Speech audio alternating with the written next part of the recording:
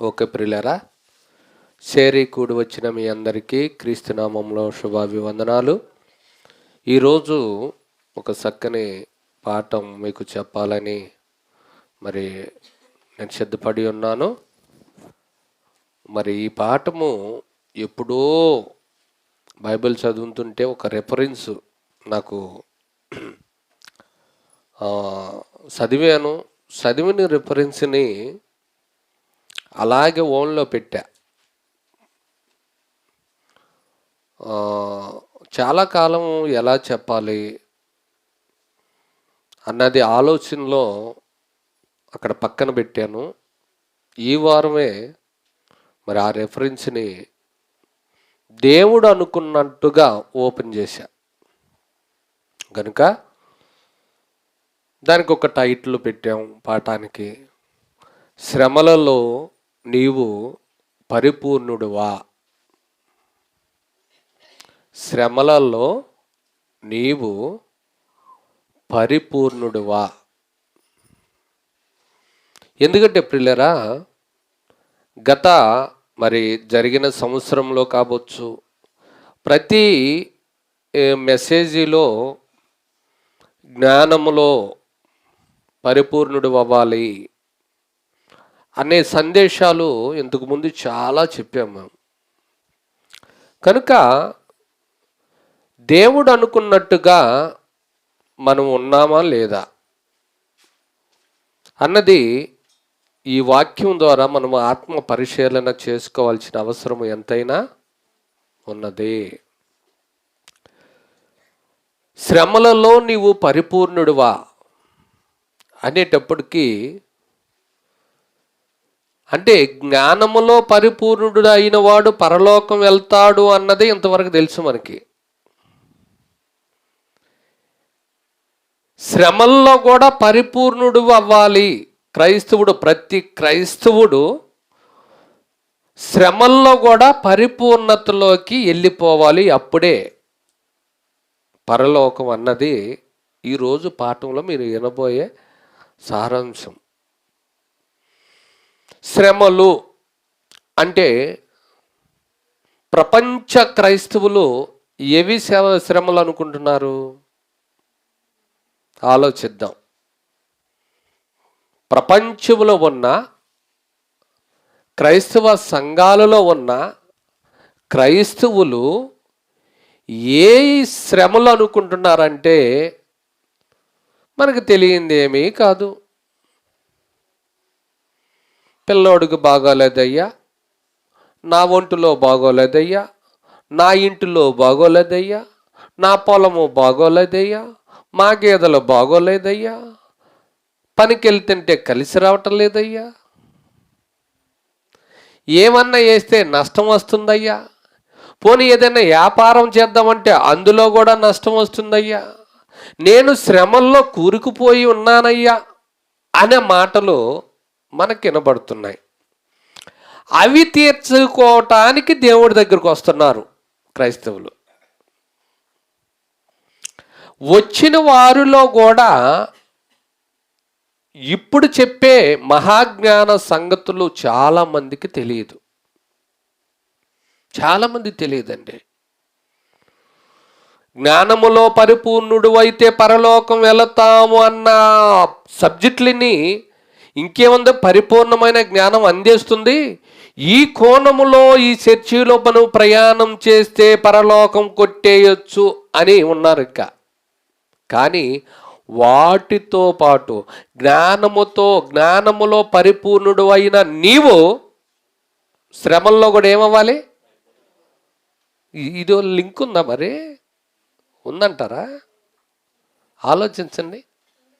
లేదని కొందరు, ఉందని కొందరు అంటున్నారు. ఇంతకీ దేవుడు ఏం చెప్పాడో మనం చూద్దాం.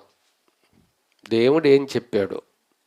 శ్రమలు అనుకుంటున్నవి మన కోసం మనువు పడేయా, లేదంటే ఏ శ్రమలు దేవుడు లెక్కల్లోకి వస్తాయి? ఏ శ్రమలు దేవుడు లెక్కల్లోకి వస్తాయి? ఏ శ్రమ పడితే మనము శ్రమల్లో కూడా పరిపూర్ణులమే అయిపోతాం. అని బాగా నేర్చుకోండి. ఏ శ్రమ పడితే ఆ శ్రమ ఎత్తుకొచ్చేసి దేవుడికి అంట కట్టకూడదు. నువ్వు ఎన్ని తిప్పలన్నా పడు, ఆ తిప్పలన్నిటికీ లెక్క అడుగుతాడు, ఖచ్చితంగా అడుగుతాడు. చూద్దామండి, బైబిల్ చూద్దాం. కొలసీలకు రాసిన పత్రిక 1వ అధ్యాయము 28వ వచనం చూడండి. కొలసీలకు రాసిన పత్రిక 1వ అధ్యాయము, అందరు తీయండి, సదం కలిగిన వాళ్ళు మాత్రమే చదవండి.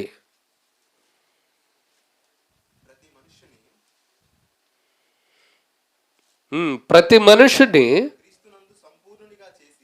క్రీస్తునందు సంపూర్ణుగా చేసి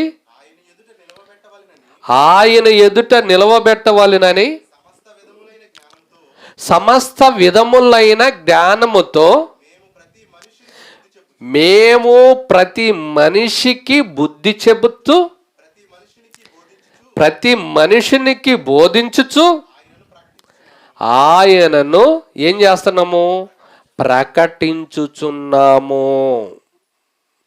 అంటే సమస్త విధములైన జ్ఞానముతో ప్రతి మనిషిని ఏం చేయాలి? క్రీస్తు ఎదుట, దేవుడి ఎదుట నిలబెట్టాలి. ఏమండి? క్రీస్తు నందు సంపూర్ణునిగా చేసి అని ఉందా? ఆ పదం ఉందా? క్రీస్తు నందు ప్రతి మనిషిని ఏం చేయాలి? సంపూర్ణుడిగా చెయ్యాలి. అక్కడ కిందకు వచ్చేటప్పటికి ఆయన ఎదుట నిలబెట్టవలెనని సమస్త విధములైన జ్ఞానముతో అన్నాడు. అన్నాడా? రైట్. సమస్త విధములైన జ్ఞానము మీకు వినపడుతుంది, సమస్త విధములైన జ్ఞానము నేర్చుకుంటున్నారు, కానీ పరలోకం వెళ్ళలేము. ఎందుకని? సమస్తమైన విధములైన జ్ఞానముతో పాటు సమస్తమైన శ్రమలు పడాలి. అది నీ వంతు, నా వంతుగా యేసుక్రీస్తు వారు మిగిలిసి వెళ్ళిపోయాడు.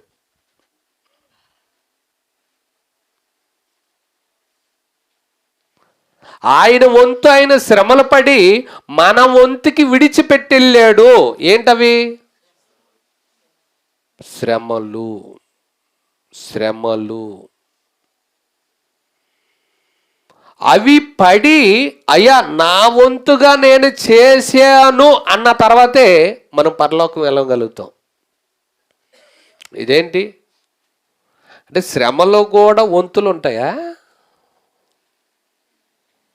కొత్త సంవత్సరం కదండి, కొత్తగా లోతైన సబ్జెక్టు మీకు అర్థమయ్యేటట్టే చెప్తాను నేను. ఏమండి? శ్రమల్లో కూడా వంతులు ఉంటాయా? మనకి ఏ వంతులు తెలుసు? మనకి ఏ వంతులు తెలుసు?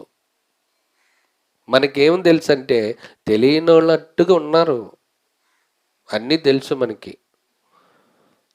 ఇప్పుడు పబ్లిక్ ట్యాప్ ఉంటుంది కదా, కుళాయి, అక్కడ ఏముంటాయి? వంతులు. ఒకదాని తర్వాత ఒకటి, ఒకదాని తర్వాత ఒకటి. లేదంటే ఎక్కువ మంది ఉన్నారనుకో, ఒకరోజు ఒక గూడెం వచ్చేసి పట్టుకెళ్ళిపోవాలి, నెక్స్ట్ మరొక గూడెం, నెక్స్ట్ మరొక, అలా వంతులు వేసుకుని నీళ్లు పట్టుకెళ్తారు. రైట్. మళ్ళీ మనకి ఇంకా అర్థమయ్యే కోణంలో చెప్పుకోవాలంటే, తల్లిదండ్రులు ఒక 4 పిల్లల్ని కన్నారనుకో, ఎంతమందిని? భూలక్ష్మి అక్క ఎంతమందిని? నేను చెప్పింది చెప్పమ్మా. ఒక తల్లిదండ్రులు ఒక 4 పిల్లల్ని కన్నారనుకో, కన్న తర్వాత తల్లిదండ్రులు పనికెళ్ళలేని స్థితిలోకి వచ్చి వెనకాల ఏ ఆస్తి లేకుండా, ఏ ఆధారము లేకుండా తింటాకి ఇబ్బంది పడుతున్న ఆ తల్లిదండ్రుల్ని పిల్లలు ఏం చేస్తారు? ఏం చేస్తారు? చెప్పాలి, గట్టిగా చెప్పాలి.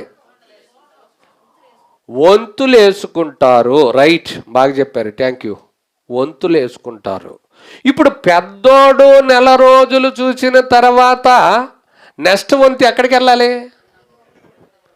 అంటే పెద్దోడికి ఇప్పుడు ఏమైపోయింది? వంతు అయిపోయింది. అలాగే రెండో వాడి దగ్గరికి వెళ్తాడు, అలాగే మూడో వాడి దగ్గరికి వెళ్తాడు, అలాగే నాలుగో వాడి దగ్గరికి కూడా తల్లి వెళతారు. అంటే తల్లిదండ్రుల్ని చూసే క్రమములో కూడా పిల్లలు వంతులేసుకుంటారు. కానీ ఇక్కడ తల్లిదండ్రులు చూడటం కాదంట మన వంతులు. మన వంతులేంటి? శ్రమ పడే వంతుందంట. ఆ శ్రమ ఎవరి కోసం పడాలి, ఎలా పడాలి? నోటితో చెప్పేకంటే దేవుడి కోసం అని. మీరు ఏం చేశారు ఇప్పుడు అడుగుతా తర్వాత. దేవుడి కోసం అని అడక్క ముందలు చెప్పేస్తున్నారు కదా. ఆ దేవుడి కోసం నువ్వు పడిన వంతు, ఆ శ్రమ ఏంటి? ఒకటి చెప్పు. నువ్వు చెప్పమనగానే ఏం చేసాం అంటున్నారు, చూసారా? అయితే ఇక్కడ చెప్తున్నాడు, పౌలు గారు చెప్తున్నాడు, జ్ఞానముతో పరిపూర్ణం చేశావు, శ్రమల్లో కూడా వాళ్ళు ఏం చేయాలి? అదే. ఇది ఎలాంటి శ్రమలో, ఎవరి కొరకు శ్రమలో, ఇది ఆలోచిద్దామండి. ఇది ఆలోచిద్దాం. ఏమండి, మనం భూమి మీద శరీర సంబంధమైన కార్యక్రమాలకి మనము ఎంత టైము కేటాయిస్తున్నామో, ఎంత ధనాన్ని కేటాయిస్తున్నామో, ఎంత ఆయుష్కాలాన్ని దానికి వాడేస్తున్నామో, అది మొత్తానికి దేవుడు లెక్క అడుగుతాడు. ఖచ్చితంగా అడుగుతాడండి. అలాగే పౌలు గారి దగ్గరికి వెళ్ళి పౌలు గారిని మనం అడుగుదాం, పౌలు గారు మరి ఏంటి పరిస్థితి? మరి నువ్వు కూడా యేసుప్రభు తర్వాత బాగా శ్రమ పడినట్టుగా మాకు బైబిల్లో కనపడుతుంది. నువ్వు ఎలాంటి శ్రమలు పడ్డావు, ఎవరి కొరకు పడ్డావు అంటే అడుగుదామండి. పౌలు గారి దగ్గరికి వెళ్దాం. కొరింథీయులకు రాసిన పత్రిక 2వ పత్రిక చూడండి. కొరింథీయులకు రాసిన 2వ పత్రిక 11వ అధ్యాయము చూడండి, 24 నుంచి చదవండి. అందరు తీయండి. కొరింథీయులకు రాసిన పత్రిక 11వ అధ్యాయము 24వ వచనం. ఆయన చెప్తున్నాడు లీస్ట్. బాగా రాసుకోండి. ఆయన లీస్ట్ ఎందుకు చెప్తున్నాడని చాలా కాలం నాకు అర్థం కాలేదండి. ఇప్పుడు యూదులు కొట్టారు, అయిపోయింది కదా.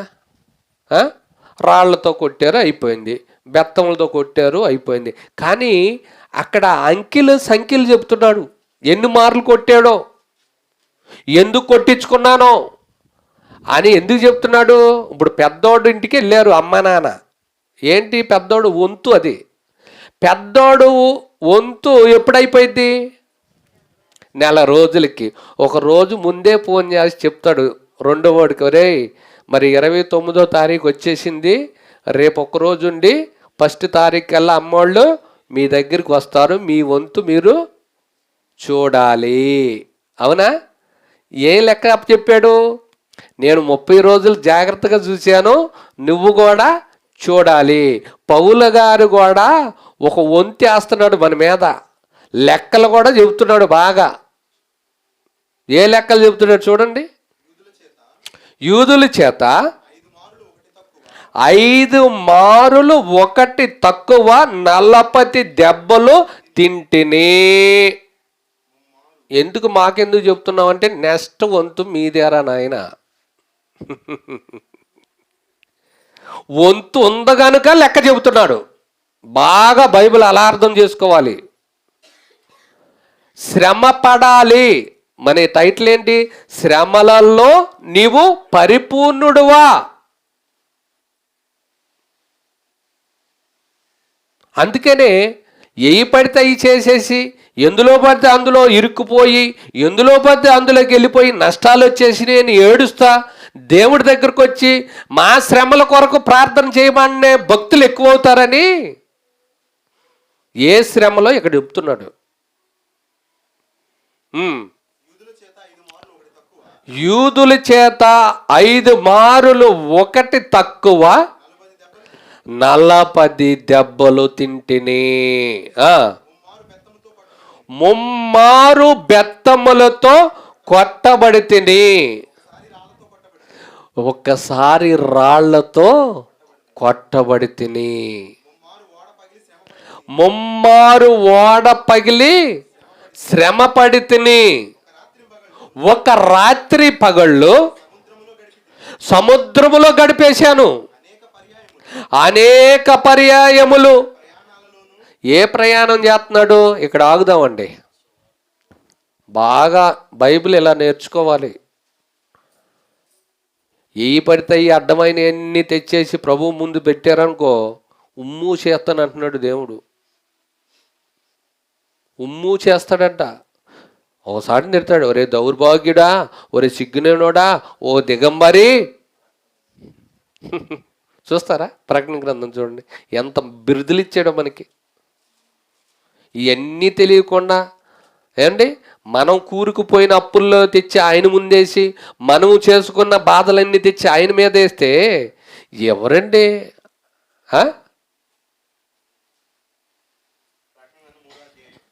ప్రకటన గ్రంథం 3వ అధ్యాయము 15వ వచనం. నీ క్రియలను నేను ఎరిగిదను, నాకు తెలుసు. దేవుడు అంటున్నాడు, నువ్వు చేసిన భూమి మీద నువ్వు జరిగించిన పనులన్నీ నేను చూశాను నాయనా.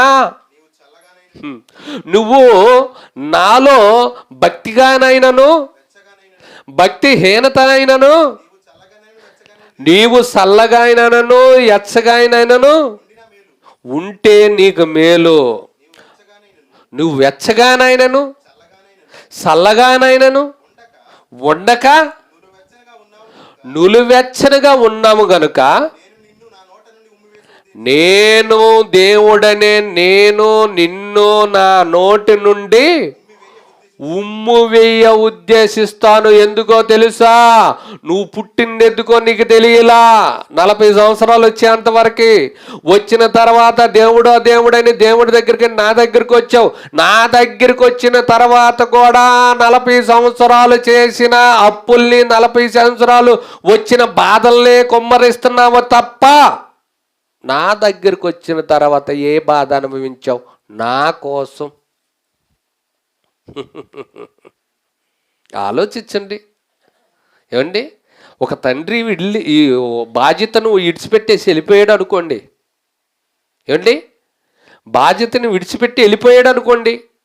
వాడు వెళ్ళిపోయి గాలిగా తిరిగి కుటుంబాన్ని పట్టించుకోకుండా కోట్ల రూపాయలు, లక్షలాది రూపాయలు అప్పులు చేసేసి వచ్చాడు అనుకోండి. ఏంటి పరిస్థితి? కుటుంబం, రా నాయనా రా, తండ్రిగా నువ్వు వచ్చావులే, మాకు అదే సంతోషము. నీ కోట్ల రూపాయల అప్పు నేను తీర్చేస్తాను, నీ లక్షలాది అప్పులు నేను తీర్చేస్తాను, నువ్వు పడిన పాటలు అన్నిటిలో నేను వంతు పలుకుతాను, రాడాడి అంటారా? దేనికిచ్చొచ్చావురా? చిన్న పిల్లలప్పుడు వదిలేసి మమ్మని నన్ను ఎక్కడికి వెళ్ళిపోయావురా? ఏం చేసి వచ్చావు? ఏం చెందొచ్చావు? ఏంటి అంటే అప్పటికి అప్పులు కూడా చెప్పనండి. ఎందుకండి? మన కొడుకులు మన పిల్లలు 4 రోజులు చెప్పకుండా ఎక్కడికన్నా వెళ్ళిపోయి వచ్చారనుకో, ఎలా ఉంటుంది? పనిష్మెంట్ ఎలా ఉంటుంది? ఎక్కడికి వెళ్ళావు? ఏం చేద్దాం అనుకున్నావు? ఆ పొలం ఏంటి? ఆ చెరువేంటి? ఆ గేదెలేంటి? పరిస్థితి ఏంటి? నీ ఉద్యోగం ఏంటి? ఎక్కడికి వెళ్ళావురా? మందలిస్తారు. అవునా? అవునా? ఇది మన స్టైల్, ఇది మన కుటుంబ స్టైల్, ఇది స్టైలు. అదే దేవుడి దగ్గరికి వచ్చామనుకో, 40 సంవత్సరాలు 30 సంవత్సరాలు వ్యర్థం చేసేసి వచ్చామనుకో, అప్పుడు ఆయన ఏమడుగుతాడు? తండ్రి నిన్ను గద్దించినట్టే ఆయనకి గద్దించే అవకాశం ఉన్నప్పటికీ, కానీ అవన్నీ మర్చిపోయి నా కొడుకు నా చెంతకు వచ్చాడు, నా కొడుకు నా సన్నిధికి వచ్చాడు, నా కొడుకు పాపాలను విడిచిపెట్టి నా దగ్గరికి వచ్చేయాలనుకుంటున్నాడు, నేను నా కౌగిట్లో భద్రపరుచుకుంటాను అనుకుని చార తీసాడండి మన అందరినీ. అర్థమవుతుందా? మనందరినీ అలా దీర్ఘశాంతంలో ఉన్న తండ్రి హక్కున చారబెట్టుకున్నాడు. రైట్, నేను ఈ సత్యంలోకి వచ్చేటప్పటికి 30 సంవత్సరాలు అయిపోయినాయి. ఎన్ని సంవత్సరాలు అయిపోయినాయి? 30 సంవత్సరాలు అయిపోయినాయి. ఈ 30 సంవత్సరాలు అయిపోయినా కానీ, వ్యర్థంగా గడిపేసినా కానీ దేవుడు ఏమన్నా నన్ను హెచ్చరిక రూపంగా హెచ్చరించాడా? లేదు. నా కొడుకు నా దగ్గరికి వచ్చాడు, రాడు అనుకున్నా వచ్చేసాడని తృప్తి పడ్డ ఆవేళ మళ్ళా 40 సంవత్సరాలు 30 సంవత్సరాలు వెనకాల వ్యర్థం చేసిన కాలములో బాధలన్నీ తీసుకొచ్చి ఆయనకు అప్పచెప్పామనుకో, అరే అసలే 30 సంవత్సరాలు వ్యర్థంగా గడిపేశావు, మళ్ళా నీ పోటేంట్రా, ఇక్కడికి ఎందుకు వచ్చావు? ఎవరిని ఘనపరచడానికి వచ్చావు? ఎవరిని మహింపరచడానికి వచ్చావు? మళ్ళా గతించిపోయిన 30 సంవత్సరాలు పడిన పాటులు, పడిన శ్రమలు, నీ కొరకు నువ్వు తిప్పలు పడ్డా తిప్పలన్నిటిని తెచ్చి మరలా నాకు మొర పెడతావేంట్రా నాయనా అంటాడా? మనమైతే అంటానా? మనం అసలు ఏ పని చేయకుండా వెళ్ళిపోయి వస్తేనే ఊరుకోం. తల్లిదండ్రులుగా మనం ఎక్కడికి వెళ్ళిపోయావు, ఏం చేసావు, నీ ఉద్యోగం ఏంటి, నీ చదువు ఏంటి, నీ సంధి ఏంటి, మరి మేమేంటి, ఇన్ని ఆహారాలు తీసేసి అన్ని నిలబెట్టేసేసి నీళ్ళు తాగెత్తాం. దేవుడు అలా ఎప్పుడన్నా నిలబెట్టాడా? అయ్యా నేను మారు మనసు పొంది బాప్తిసం తీసుకుని నీ కుమారుడి యొక్క రక్తములో నేను పాపాలు కడుక్కుని నీ కుమారునిగా నేను వచ్చేస్తానంటే వచ్చేయమన్నాడా? ఆగమన్నాడా? వచ్చేయమన్నాడు. వచ్చిన తర్వాత ఏమి చెయ్యాలో అది చెయ్యకుండా మనం మారామేంటి? జ్ఞానం నేర్చుకోమన్నాడు, నా మనసుని తెలుసుకోమన్నాడు. నేను మీ అందరి కోసం ఒక ఆయన పంపించాను, ఆయన నా కుమారుడు క్రీస్తు అని చెప్పాడు. ఆయన మీ పాపాల కోసం చనిపోతాడని చెప్పాడు. ఆ చనిపోయిన కార్చిన రక్తములో మీరు కడుక్కుని పరిశుద్ధులుగా అవ్వాలని చెప్పాడు. అయిన తర్వాత మీ కోసము కార్చబడిన పవిత్రమైన రక్తము, పవిత్రమైన నా కుమారుని కోసము శ్రమ పడాలి అని చెప్పాడు. ఇది మర్చిపోయిందండి సమాజం. ఇది మర్చిపోయి ఆ పాత కాలములో కూరుకుపోయిన అప్పులు, వచ్చిన శ్రమల్ని, వచ్చిన నిందల్ని తీసుకొచ్చి అన్నీ ఆయన మీద మోపేస్తున్నారు. ఏమి మోపమన్నాడో తెలుసా? నువ్వు దేవుళ్ళలోకి వచ్చిన తర్వాత దేవుడు పని చేయటానికి నీకు అడ్డుగా ఉన్నాయని విడిచిపెట్టమన్నాడు. ఒకవేళ నీకు అడ్డుగా ఉన్నాయని విడిచిపెడితే నా పనిలో, దేవుడు పనిలో కరువు వస్తే ఆ కరువుని నేను తీరుస్తాను. బాధ వచ్చిందా దేవుడి పనిలో, ఆ బాధను నేను తీరుస్తాను. నా పనిలో కన్నీరు రాలుతున్నాయా, కన్నీటిని నేను తుడుస్తాను. ఇలా చెప్పాడండి దేవుడు. ఇలా చేయకుండా మరలా పాతి పెట్టేసిన జీవితములో పడ్డ పాటులన్నీ తెచ్చి కనెక్ట్ చేస్తున్నారు. ఎంతవరకు స్వభావము ఆలోచించండి. మనమే ఊరుకోం. మరి తండ్రి గడిచిపోయిన 30 సంవత్సరాలు ఇడిచిపెట్టాడు, బ్రతికించి ఆయన కుమారునిగా చేసుకున్న తర్వాత బాగా నేర్చుకుంటున్నారు జ్ఞానములో సంపూర్ణులు అయిపోతున్నారు. కానీ దానితో పాటు శ్రమల్లో కూడా, క్రీస్తు నందు వచ్చే శ్రమలో, క్రీస్తు పరిచర్య కోసం వచ్చే శ్రమలో, క్రీస్తు దాసునుగా చేసే శ్రమలో, ఇవన్నీ కూడా మన వంతు పెట్టి వెళ్ళిపోయాడంట మహానుభావుడు యేసుక్రీస్తు వారు. మన అన్న పెద్దన్నయ్య శ్రమలో ఓర్చుకుని మన కోసము వెళ్ళిపోయాడు. ఎవరి కోసము? మన కోసము. ఆ తర్వాత చిన్నన్నయ్య వచ్చాడు. పౌలనే అన్నయ్య. ఆయన ఆయన ఆయన పడుతున్న శ్రమలే చెబుతున్నాడు ఇప్పుడు. అనేక పర్యాయములు ప్రయాణములోనూ. ఏ ప్రయాణం ఇది? సువార్త సంబంధమైన ప్రయాణము. ఏ ప్రయాణం ఇది? ఏ ప్రయాణం? సువార్త కోసము, రక్షణ భాగ్యము అనేకులకి అందించటానికి కదిలే ప్రయాణం ఇది పౌలు గారు ప్రయాణం. మన ప్రయాణాలు వేరే ఉంటాయి. ఎలా ఉంటాయి? పొలం కాడకి ప్రయాణం, పెళ్లి కాడకి ప్రయాణం. పెళ్లి కాడకైతే ఎలా వెళ్ళాలనుకుంటాం? కుటుంబ సభ్యులతో కలిసి మన యొక్క మెప్పుని అక్కడ సాటింప చేయాలనుకుంటాం. మెప్పు ఎలాగంటారా? నా ఏం చూడండి బాగా. ఏమండి, కుటుంబంలో తల్లిదండ్రులు, అలాగే ఒక ముగ్గురు పిల్లలు. ఈ ముగ్గురులో ఒకడు డాడీ నాకు ఇంట్రెస్ట్ లేదు అన్నాడు అనుకో, ఏమంటారు? ఒరే, అక్కడ మీ అత్త వచ్చిద్దిరా, అక్కడ మీ మామ వస్తాడురా, అక్కడ అందరూ అడుగుతారురా నువ్వు ఎందుకు రాలేదని, నేను చెప్పుకోవాలరా నీ గురించి, రా. చాలా సేపు వాదనలు జరుగుతాయి తెలుసా? చాలా సేపు వాదనలు. రారా రారా, అందరం వెళ్తే బాగుంటుందిరా పెళ్ళిలో. ఆ సందడి. ఏ సందడి? పెళ్లి సందడి. పెళ్లి సందడి. పెళ్లి సందడికి అందరూ కలిసి వెళ్ళాలనుకునే మనము క్రీస్తు కోసము, దేవుడి కోసము అనేక మంది బ్రతుకులు చల్లారిపోతున్న ఈ కాలంలో కుటుంబము సైతముతో దేవుడి కోసము ప్రయాణం చేసిన భక్తులు ఉన్నారా? ఇక్కడైతే హాజరు. నానా నువ్వు వెళ్ళు, నేను లేటుగా వస్తా.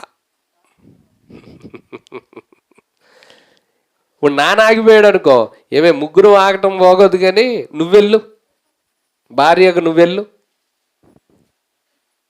పెళ్లి కాడ మట్టికి అందరూ కనబడాలి, అందరూ వస్తారు. అందరికీ నా పిల్లల గొప్పతనం, ఈడు బిఏ చదివాడు, ఆడు బీటెక్ చదివాడు, ఈడు ఇంకా చదువుతున్నాడు, ఆడింకా అయి చదువుతున్నాడు, ఈ చదువుతున్నాడు. అబ్బబ్బబ్బబ్బబ్బ ఎంత పోజులు ఇచ్చుకుంటూ చెప్తాడు అనుకున్నా తండ్రి. అయి చెప్పుకోవటానికే లాక్కెళ్తాడు పిల్లల్ని. మరి మన అందరినీ కన్న తండ్రి అడగడా, నీ తోటోళ్ళు లేరురా, పెళ్ళికైతే అలా వెళ్ళావు కదా, మరి నా దగ్గరికి ఎంతమందిని తీసుకొచ్చావు? ఆ తీసుకురావటానికి నువ్వు ఎన్ని పాట్లు పడ్డావు, ఎన్ని శ్రమలు పడ్డావు? వాడి కోసము ఛార్జీలు లేదంటే డబ్బులు ఇచ్చావా? రావటానికి ఇబ్బందిగా ఉందంటే ఆ ఇబ్బందిని నువ్వు తీర్చావా ఇంట్లో? అబ్బా, శ్రమలంటే ఇవి దేవుడు కోసము పడే శ్రమలండి. అంటే ఒక బిడ్డని దేవుడి వైపు తీసుకురావటానికి ఆ బిడ్డకున్న సమస్య ఏంటో కనుక్కొని ఆ కొదువుని తీరిస్తే, ఆ కొదువును తీర్చినందుకు నీ ఇంట్లో ఒక పొస్తున్నామనుకో, నీ ఇంట్లో ఒక అవసరాన్ని ఆపుకున్నామనుకో, అది ఆపినందుకు నీ భార్య నిన్ను ఏమని అందనుకో, ఇంట్లో లేకపోయినా ఈదులో వాడికి ఎత్తుకెళ్ళి పెడతాం అనిద్ది. ఎంత భక్తిలో ఉన్నా అంటారండి, వస్తాయి. ఇల్లుని చూడవుగానే ఓ దేవుడి పని అని వెళ్తున్నావు, ఇక్కడ ఏం తింటున్నావో, ఏం బ్రతుకుతున్నావో, ఎలా జీవిస్తున్నావో కనీసం ఫోన్ చేస్తావయ్యా అని అడిగేవాళ్ళు ఆడవాళ్ళు లేకపోలేదు, భార్యలు. ఎందుకంటే వాళ్ళ గురించి దేవుడు స్త్రీ బలహీనమైన ఘటము, తొందరపడతారు. అందుకనే వాళ్ళు తొందరపడతారు కనుక, నానా నువ్వు జ్ఞానంతో కాపురం చేయరా అన్నాడు. కనుక ఇలాంటి దేవుడు కొరకు ఏ శ్రమలు పడాలో పౌలు గారు ఏ ప్రయాణాలు అవుతున్నాడో చెప్తున్నాడు. ఇప్పుడు పౌలు గారు యూదుల చేత ఎన్ని దెబ్బలండి చూడండి, యూదుల చేత 5 మారులు 1 తక్కువ 40 దెబ్బలు దేని తిన్నాడు చెప్పండి? సువార్త నిమిత్తము. మరి మనం ఏమన్నా ఎదురు దెబ్బన్నా తగిలిందా సువార్త పనిలో? ఏ? చెప్పండి. మనం చేను కానుక ప్రయాణం అయ్యి వెళ్తే పాము గరిచినా ఈ దెబ్బ తగిలినా ఆ చేనుని విడిచిపెట్టాం. ఏమండి? వేసిన పొలాన్ని విడిచిపెడతామా? అవసరమైతే కూలోడిని పంపిస్తాం. ఒరేయ్ పొలం ఏమైపోతుందో చూసిరారా. ఎప్పుడన్నా సంఘం కోసం అలా చేసావా? సంఘం అనే పొలం కోసం ఎప్పుడన్నా ఆ త్యాగాలు చేసావా? నువ్వు చేశారా ఎవరన్నా? అయ్యో సంఘానికి నేను వెళ్ళలేకపోయాను, ఈరోజు దేవుడు మహాజ్ఞానం ఏం చెప్పారో, ఎలా చెప్పారో, వచ్చిన వాడిని ఎలా చూశారో, అసలు జనం వచ్చారా లేదా నాలాగా ఆగిపోయారా అన్న తపన ఆలోచన అసలు ఉందంటారా? అందుకనే పౌలు గారు చెప్తున్నాడు, యూదుల చేత 5 మారులు ఒకటి తక్కువ 40 దెబ్బలు తిన్నాను, 3 బెత్తములతో కొట్టబడి తిని. అబ్బా ఏంటండి 3 బెత్తములతో? ఏమండి 3 బెత్తములతో కొడితే ఎంత అవమానం అండి. ఆలోచించండి. ఇప్పుడు నేనున్నానండి, వాక్యము చెప్తున్నాను, ఈ వాక్యం చెప్పే మహిమలోకి వచ్చేసి సన్న సులగలిచ్చుకుని బెత్తాలు తీసుకుని వచ్చి కొట్టేస్తున్నారు అనుకోండి, ఎలా ఉంటుందండి? ఎంత అవమానంగా ఉండిద్దండి. ఈ బెత్తములతో కొట్టబడిన శరీరము, సిరిగిపోయిన బట్టలతో మరలా నేను సమాజంలోకి వెళ్తుంటే ఎంత హేళన చేస్తారండి. మరి నేను ఏమైనా ఇంటికి వెళ్ళిపోతున్నానా దెబ్బలు తిని? పౌలు గారు ఏమైనా ఇంటికి వెళ్ళిపోయాడండి? పౌలు గారు ఏమండి క్రైస్తవుల్ని హింసించేటప్పుడు, క్రైస్తవుల్ని చంపేటప్పుడు, సంఘాన్ని చెదరగొట్టేటప్పుడు సౌలుగా ఉన్న పౌలు గారు ఇంటింట జొచ్చి లాక్కొచ్చి సంఘాన్ని చెదరగొట్టాడు. అలాంటి ఆయనే క్రీస్తు మార్చేసుకున్నాడు, ప్రభువు మార్చేసుకున్నాడు ఆయన్ని. ప్రభువు మార్చేసుకుంటే ఆయన పరిశుద్ధుడైపోయాడు, బుద్ధిమంతుడైపోయాడు. అప్పుడు వరకు ఆయనకి ఎదురు లేదు. ఓ వీరుడుగా గుర్రాల మీద సవారేసి ఒక్కొక్క క్రైస్తవుణ్ణి ఏమండి హింసించేశాడు. సమాజంలో లాక్కొచ్చి ఇంటింట జొచ్చి నో పర్మిషన్ డైరెక్ట్ అటాక్ చేసేసాడు. అలాంటి ఆయన మారిపోయి మన భాషలో చెప్పుకోవాలంటే ఎన్నో పాపాలు చేసిన మనము, అబద్ధాలు చేసిన ఆడిన మనము, మోసాలు చేసిన మనము, ఎంతో మందిని దౌర్జన్యం చేసిన మనము ఒక్కసారిగా దేవుడు కృప వల్ల మారిపోయి చక్కగా తల్లంటూ స్నానం చేసేసి బాప్టిజం తీసేసుకుని ఇక ఆదివారం గుడికి వెళ్తున్నాను బైబిల్ పట్టుకున్నని ఇలా వెళ్ళిపోతున్నాం అనుకో, అప్పుడు వరకు క్రైస్తవుల్ని అదే క్రైస్తవుల్ని ఎక్కడికైతే నేను వెళ్తున్నానో అదే క్రైస్తవుల్ని హింసించి అనేక ప్రాంతాలని చెదరగొట్టేశానే. అలాంటి నేను మారిపోయి తల్లంటూ స్నానం చేసి బైబిల్ పట్టుకుని సమాజంలో వెళ్తుంటే సమాజం ఏమనుకునిద్ది, ఇప్పుడు వరకు ఈడు చేసిందేంటి, ఇప్పుడు చేయబోయేది ఏంటిడో చూద్దాం అని నిఘా వేసిదా ఇదా? నిఘా వేసారండి. ఈడు ఎంత పరిశుద్ధుడైపోయాడో చూద్దామురా అనుకునే టయానికి ఇలా బైబిల్ పట్టుకుని క్రీస్తు సువార్త చెప్పడానికి అలా నోరు గళ్ళం విప్పాడు,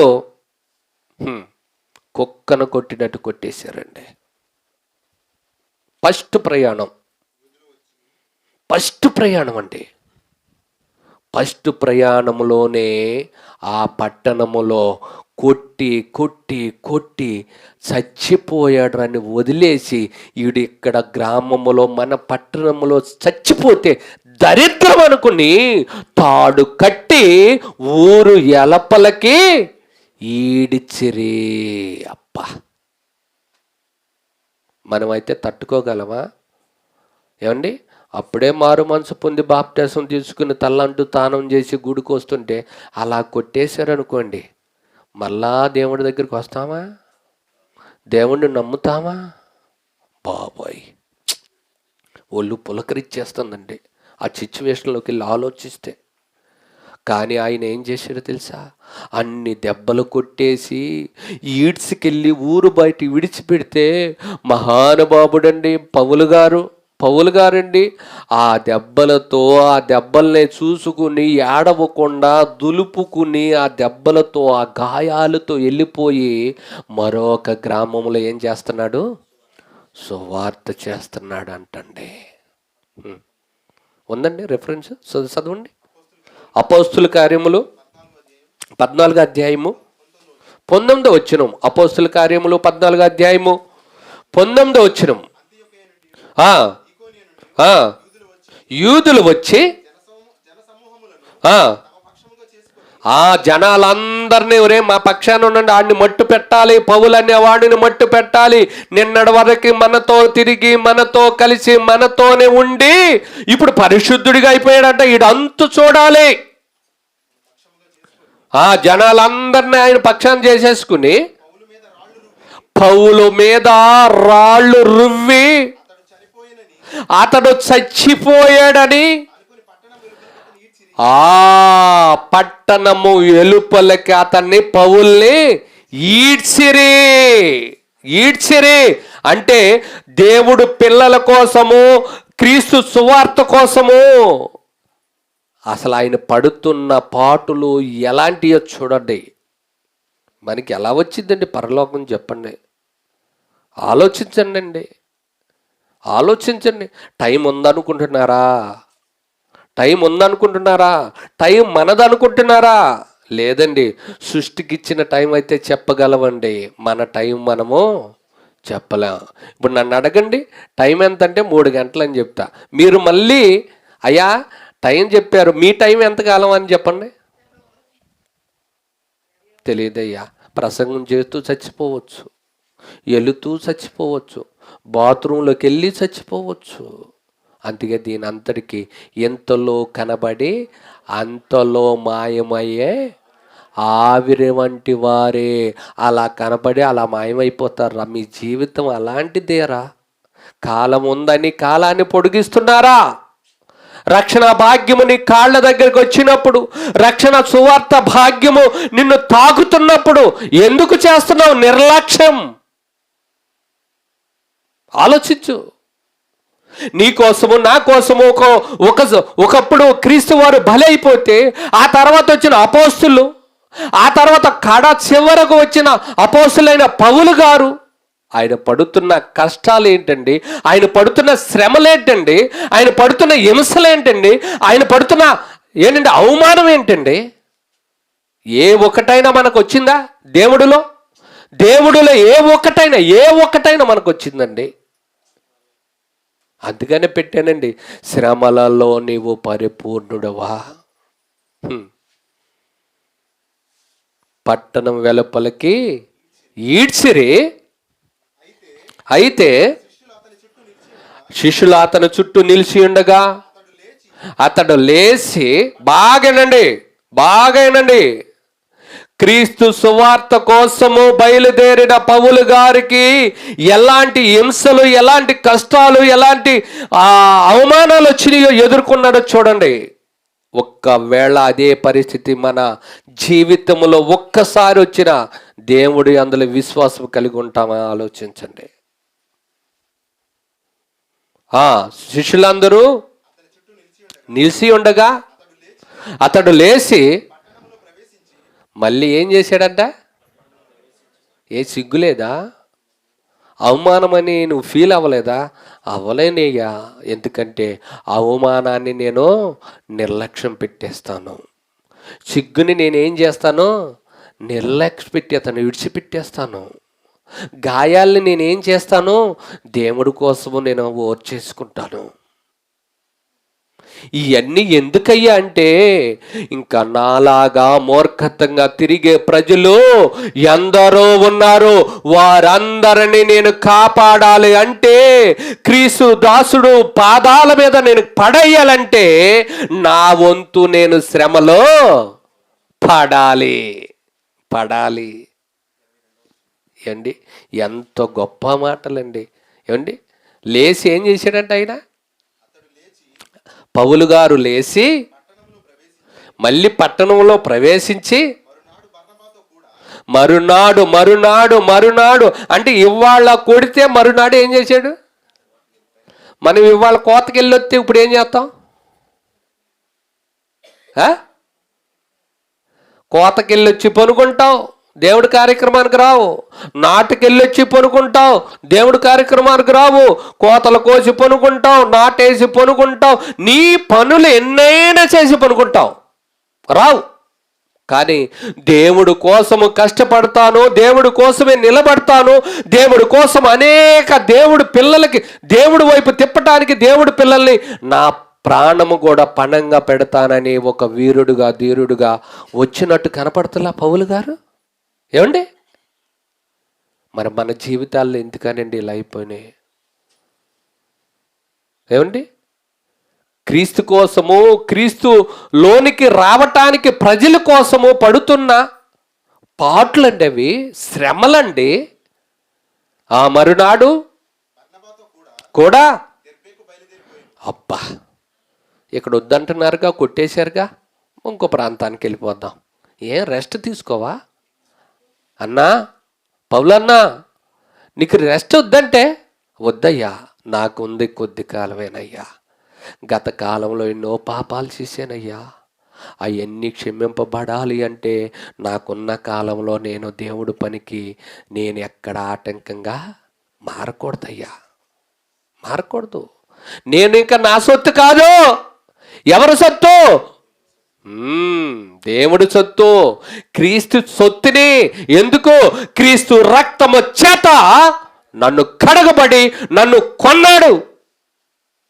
కొన్నాడు నన్ను. ఇక జీవించేవాడును నేను కాదు, నా యందు క్రీస్తే.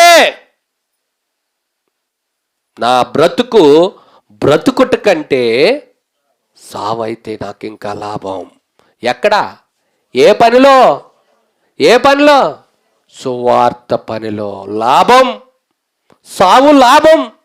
అంగీకరించారు వాళ్ళు, ఎందుకంటే దేవుడు కోసమే వాళ్ళు చేశారు గనుక సావైతే లాభం అనుకుని సంతోషించారండి, సంతోషించారు. ఇప్పుడు రండి, కొరింథీయులకు రాసిన 2వ పత్రికలోకి రండి. అనేక పర్యాయములు పౌలు గారు ప్రయాణాలు అంటండి. ఆ నదుల వలనైన ఆపదలోను, నదులు దాటి వెళ్ళిపోయాడు. ఇదిగో సాయంత్రం 3 సంఘాల ఐక్యత కూడిక. ఎంతమంది ఎన్ని ఆటంకాలు చెప్తారో, ఎన్ని సాకులు చెప్తారో. ఒకప్పుడంట పౌలు గారు నదులు దాటి వెళ్ళిపోయాడంట. ఎలా వెళ్ళాడు? నదులు దాటి దెబ్బలు తిని వెళ్ళాడు. ఎలాంటి దెబ్బలు? కొరడా దెబ్బలు. ఎలాంటి దెబ్బలు? రాళ్ళు దెబ్బలు. ఎలాంటి దెబ్బలు? సముద్రముతో కూడా కొట్టబడి ఉన్నాడు ఆయన. సముద్రములో ఎగిచి పడుతున్న కెరటాలతో నెట్టిబడి ఉన్నాడు ఆయన. అలల తాకిడి తగిలితే ఆ సముద్రం అంచుకెళ్ళి చూడండి, రాళ్ళు కూడా కరిగిపోతాయి, అంత దెబ్బ. అలాంటి దెబ్బలో ఒకరోజు భరించాడంట, ఒక రాత్రి పగళ్ళు. దొంగల వలనైన ఆపదలోను, నా స్వజనుల వలనైన ఆపదలోను, అన్యజనులు అయిన ఆపదలోను, ప్రతిదీ ఆపదే. మాట్లాడితే ఎవడ కొడతాడో తెలియదు, మాట్లాడితే ఎవడ తంతాడో తెలియదు, మాట్లాడితే ఎవడ కొరడా తెస్తాడో తెలియదు, మాట్లాడితే ఎవడ బత్తం తెస్తాడో తెలియదు. అబ్బా, అలాంటి పరిస్థితుల్లో ఎంత సువార్త చేశాడు ఆయన. అవును, ఎందుకు చేశాడని చాలా కాలం ఈ రిఫరెన్స్ అర్థం కాలేదండి నాకు. ఎందుకు ఈ 1 తక్కువ 40 దెబ్బలని ఏంటి ఈ అంకిల్ చెప్తాడేంటి? అసలు పర్టికులర్గా పిన్ని ఎవరికో, రే నాది అయిపోయింది, మీ వంతు ఉంది, మీరు మీ వంతు కూడా ఇలాంటి శ్రమల వల్ల మీరు అనుభవం పొందే మీరు రావాలన్నట్టుగా చెప్పట్లయినా. అన్ని జనుల వలనైన ఆపదలోను, పట్టణములలో ఆపదలోను, అరణ్యములో కూడా దాటి వెళ్ళిపోయాడు ఆ సువార్త చేయడానికి, ఒక మనిషిని కాపాడటానికి, ఒక ఆత్మ దేవుడి వైపు నడిపేయడానికి. నువ్వు నేను మారు మనసు బాప్తిసం తీసుకుని అదే క్రీస్తు రక్తముతో కడగబడిన మనము కూడా అదే పనిలో ఉన్నామా, ఇంకేమన్నా పనిలో ఉన్నామా? ఆలోచించండి. మన దేహాలని ఏటి కోసం వాడేస్తున్నాం? ఎవరి కోసం వాడుతున్నాం? బాప్తిసం తీసుకున్న మారు మనసు పొందిన వాళ్ళందరూ కూడా ఆయన కోసము, ఆయన దగ్గరికి అనేక ఆత్మలను నడిపించడానికి అనేకుల కోసము వీళ్ళు ఒక కొవ్వొత్తులాగా కరిగిపోయినటువంటి వీళ్ళ జీవితాలు. ఏమంటే కొవ్వొత్తు చక్కగా వెలుతురిస్తుందా? అనేకులకు వెలుతురిస్తుంది. ఆ వెలుతురిచ్చే క్రమములోనే వెలుతురిని ఆనందించిన నీవు ఎప్పుడన్నా కొవ్వొత్తును చూసావా? నిన్ను ఆనందపరచడానికి, నీకు వెలిగినివ్వటానికి ఒక కొవ్వొత్తులాగా అపోస్తులు ఏం చేశారు? కరిగిపోయారు. నువ్వేం చేయాలి? నువ్వు కూడా కరిగిపోవాలి. కానీ మనం కరిగిపోతామా? అరిగిపోతామని భయం. మనసులో అంతసేపు కూర్చోలేను బ్రదర్. ఇంకెక్కడ కూర్చుంటా? పింఛను ఇచ్చే కాడైతే కూర్చుంటా. సర్వర్ పని చేయలేదంటే కాపులు కాసి మరి అప్పుడు తమ్మేసి అప్పుడు వస్తా. కూడు లేదా? లేదు. నీళ్ళెవా? లేదు. నీ కూర్చోవటానికి పూస లాక్కుపోవట్లేదా? లాక్కుపోయినా బాధ లేదు. అక్కడ దేవుడు పనిలే మట్టుకు నేను కూర్చోలేను మనసులో. ఎంత ఎరుబాగులోళ్ళు అయిపోయామండి మనం. ఆలోచించండి. ఏమండి? సముద్రముల ఆపదలోను, కపట సహోదరుల వల్ల ఆపదలోను, ప్రయాసముతోను. ఎందులో ఇదంతా? ప్రయాసం ఎందులో, ఆపదలు ఎందులో, కొట్టువేతలు ఎందులో, కొరడా దెబ్బలు ఎందులో, రాళ్ళు దెబ్బలు ఎందులో? ప్రయాణాలు దేనికోసం ప్రయాణం?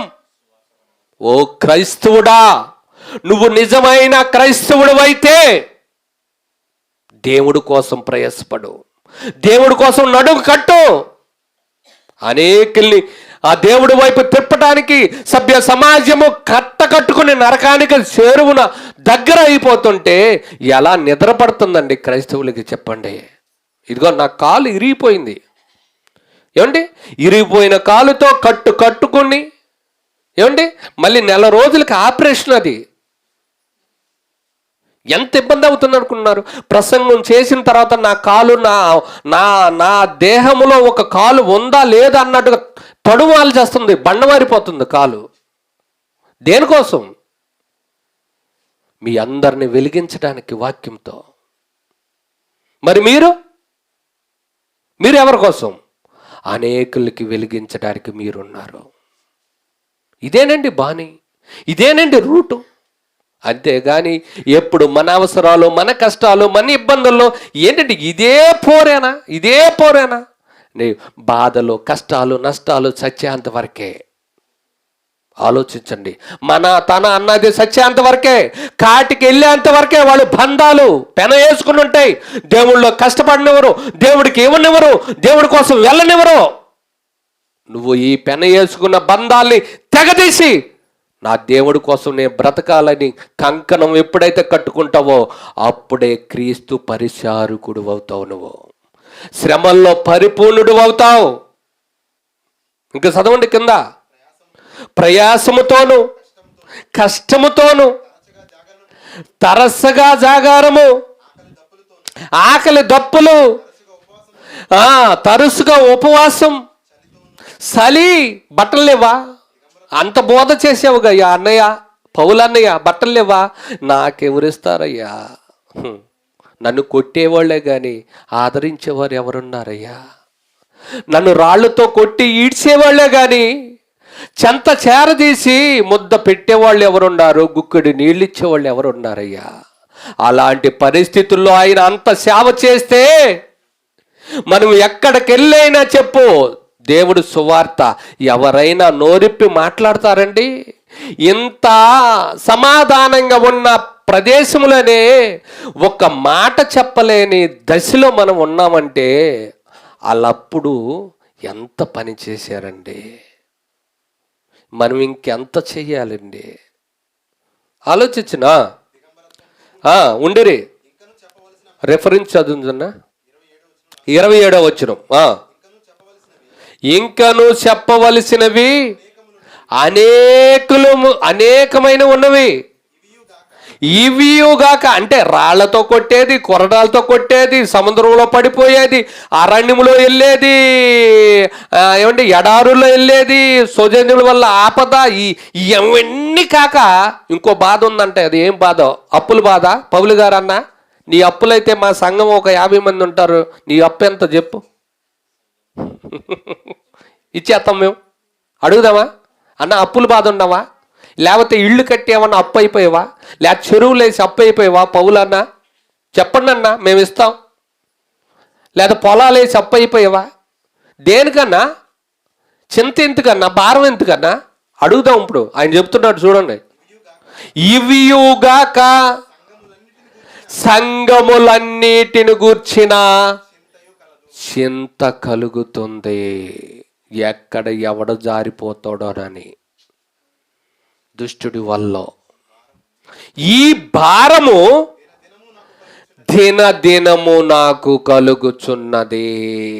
అబ్బా, ఏంటండి? ఆలోచించారా ఎప్పుడన్నా? ఎప్పుడు మన బ్రతుకుల కోసమేనా దేవుణ్ణి అడిగేది? ఎప్పుడు మన చింతల కోసమేనా దేవుడి దగ్గరకు వచ్చేది? ఏమండి, దేవుడు కోసము ప్రాణాలు పణంగా పెట్టిన భక్తులు వాళ్ళెక్కడా? సుఖవంతమైన జీవితాలు జీవిస్తూ వారానికి ఒకసారి వచ్చి వెళ్ళిపోయే జీవితాలు మన ఎక్కడండి?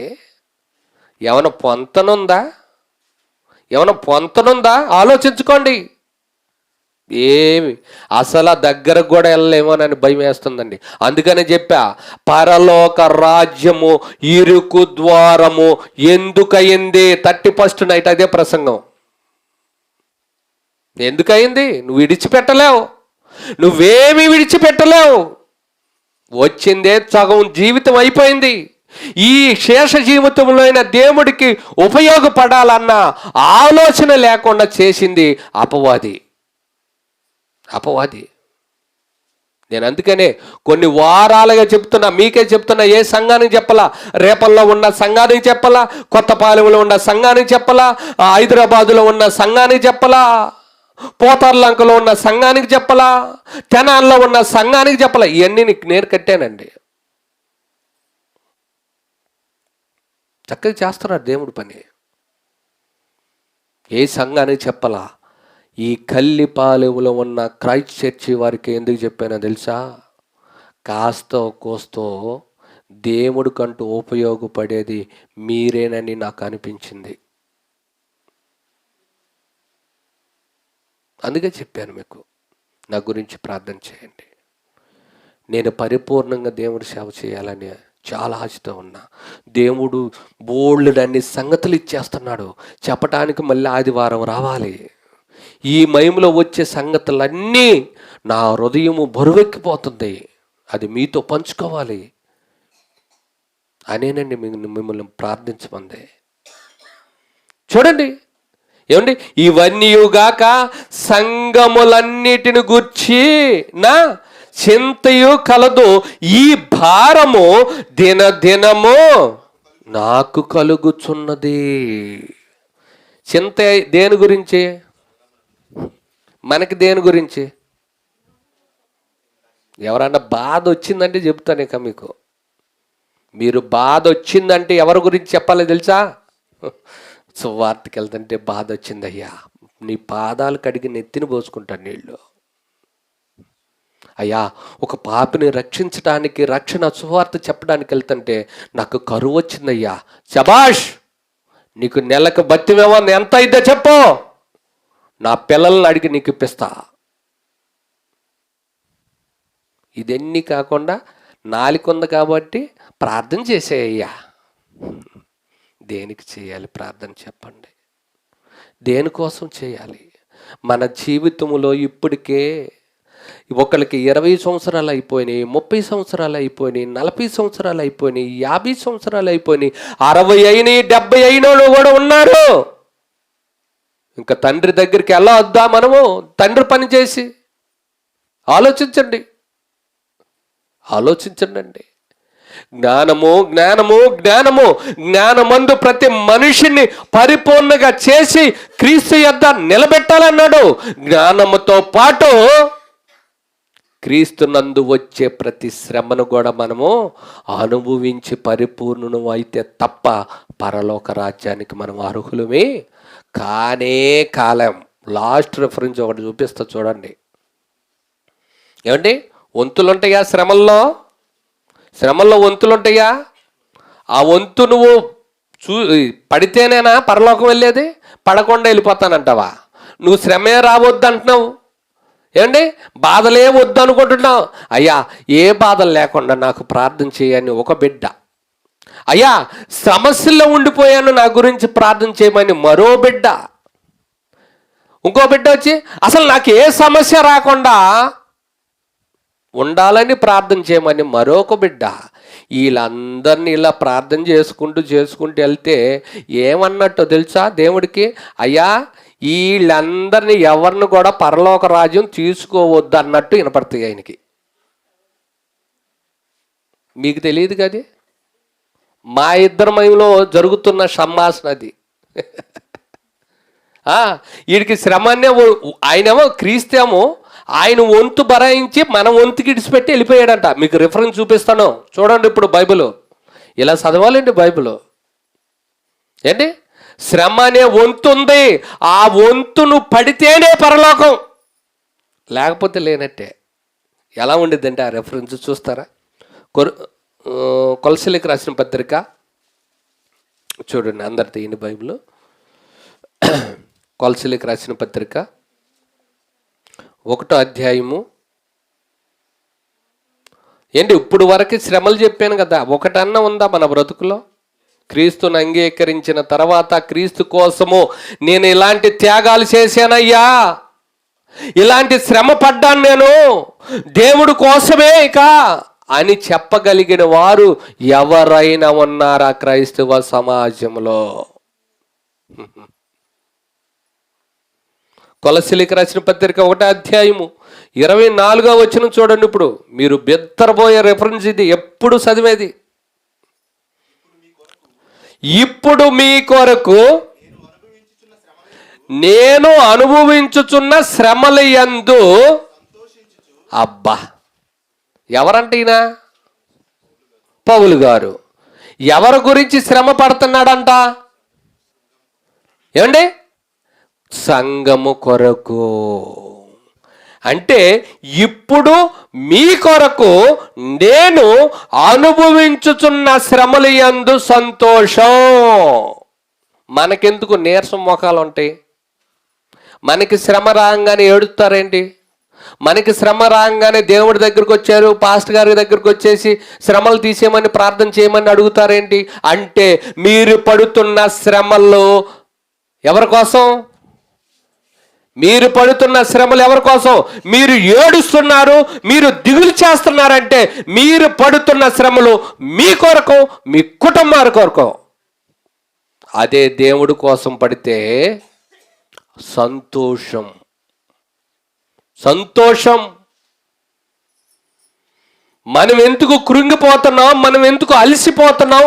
అలసిపోయిన వారు లాగా వచ్చి దేవుడు పాదాల దగ్గర ఎందుకు కూర్చుంటున్నామంటే దేవుడు కోసము పడాల్సిన శ్రమలు పడకుండా మన కోసము పడుతున్నాం కాబట్టి మనం అలసిపోయిన వారులాగా, ఎంతో భారము కలిగిన వారులాగా, ఎంతో ఏడుస్తూ దుఃఖపడుతూ బాధపడుతూ నలిగిపోతూ వచ్చి నలిగిపోయిన దేహాలతో కూర్చుని క్రీస్తు సువార్తింటి ఏమెక్కిద్ది చెప్పండి? పౌలు గారు అంటున్నాడు, ఇప్పుడు మీ కొరకు, ఇప్పుడు మీ కొరకే, నా కొరకు కాదు. నాకు ప్రయోజనం ఏంటో తెలుసా? నేను ఇప్పుడు మీ కొరకు శ్రమ పడితే ఆ శ్రమ నన్ను పరిపూర్ణతలోకి తీసుకెళ్ళిపోయి పరలోకానికి దగ్గర చేసేస్తే. అబ్బా, ఎంత బాగుందండి ఈ మాట. ఇప్పుడు మీ కొరకు నేను అనుభవించుచున్న శ్రమల యందు సంతోషం. సంతోషం. శ్రమలు వస్తే క్రైస్తవుడు సంతోషించాలంట. దేనివల్ల అన్నారా అని నాకు కాలు ఇరిగిపోయింది, శ్రమ వచ్చింది. ఏడ్చానా ఎప్పుడైనా? నా దగ్గరకు వచ్చి అందరూ ఏడుతున్నారే తప్ప నేను ఎప్పుడన్నా ఏడ్చానా? ఆలోచించండి. నాకెందుకండి ఏడుపు? దెయ్యంగాడు వేసాడు, కాళ్ళు ఎరగొట్టాడు. ఏమండి, ఎంపడెంపడే 23వ తారీఖున సభ, 29వ తారీఖున సభ, 31 రాత్రి సభ, 1వ తారీఖు పగల సభ, నైట్ సభ, వెంటనే ఆదివారం పగలు 3 సంఘాలు తిరగాలి. తర్వాత ఆ 3 సంఘాల ఐక్యత కూటమిలో ఈడు ఉండాలి. 1వ తారీఖు వచ్చేటప్పటికి ఇన్ని మూలనేసేయాలని చూసింది. ఆపగలిగిందా? నన్ను ఆపగలిగిందా? కాలు ఎరగొట్టి పనుకోబెట్టింది. అది ఏమన్నానా? పనుకోబెట్టలేదు.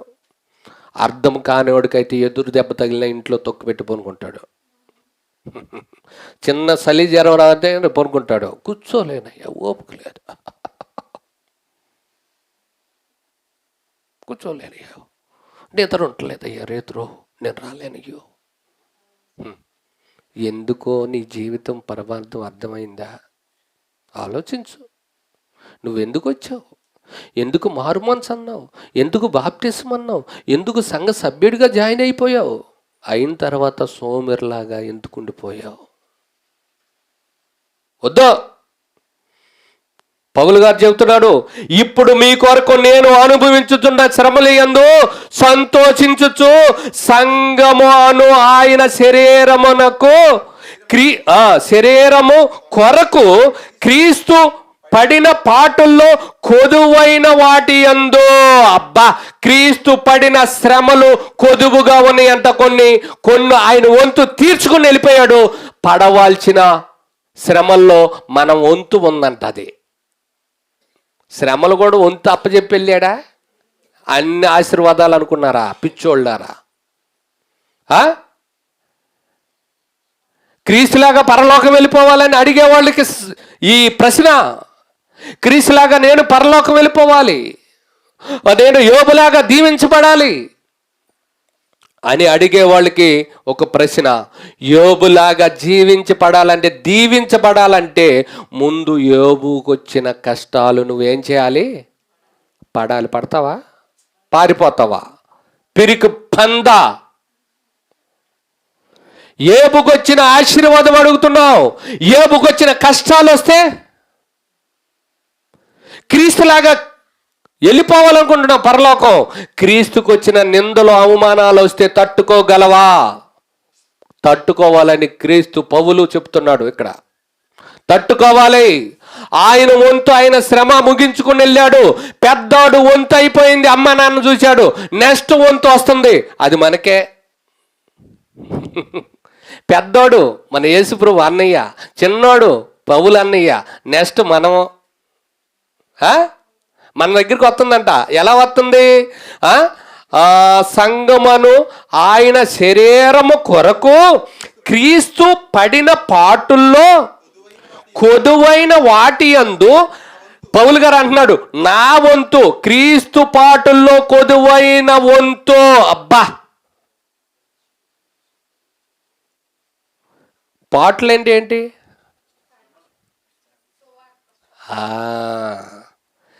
ఏంటి? సంగమను ఆయన శరీరము కొరకు క్రీస్తు పడిన పాట్లలో కొదువైన వాటి యందు పౌలనే నేను నా వంతు నా శరీరమందు సంపూర్ణము చేస్తున్నాను. శ్రమలలో సంపూర్ణుడు అవుతున్నావా? శ్రమలొద్దని ప్రార్థన చేస్తున్నావా? క్రైస్తవ సమాజమా? ఆలోచించండి. అందుకనే టైటిల్ పెట్టారండి, కొత్త టైటిల్, శ్రమలలో నీవు పరిపూర్ణుడువా. శ్రమలలో నీ వంతు నువ్వు శ్రమ పడకుండా దాటాలని అనుకుంటే నీకు పరలోక రాజ్యము లేనే లేదండి. కనుక ప్రియులారా, మన కోసం కాక క్రీస్తు కోసం యోధ రాసిన పత్రికలు అంటాడు కదా, అగ్నిలోకి వెళ్ళిపోతున్న వారిని కొందరినైనా కాపాడే పనిలో ఓ క్రైస్తవా, నాయకుడా, సైనికుడా, నువ్వు ఉన్నావా లేవా? అగ్నిలోకి వెళ్ళిపోతుంది సమాజం. కొందరినైనా కాపాడే పనిలో నీ ధనాన్ని వేక్షించి, నీ ధనముతోనో, నీ కష్టముతోనో, నీ దేహముతోనో ఎలాగలాగా నీ వంతు నువ్వు శ్రమపడి వాళ్ళని లాగటమే నీ పని. పని మర్చిపోయి తిరిగేవాడువా, పని తెలుసుకుని శ్రమ పడటానికి వచ్చిన క్రైస్తవుడువా? ఆలోచించుకోండి.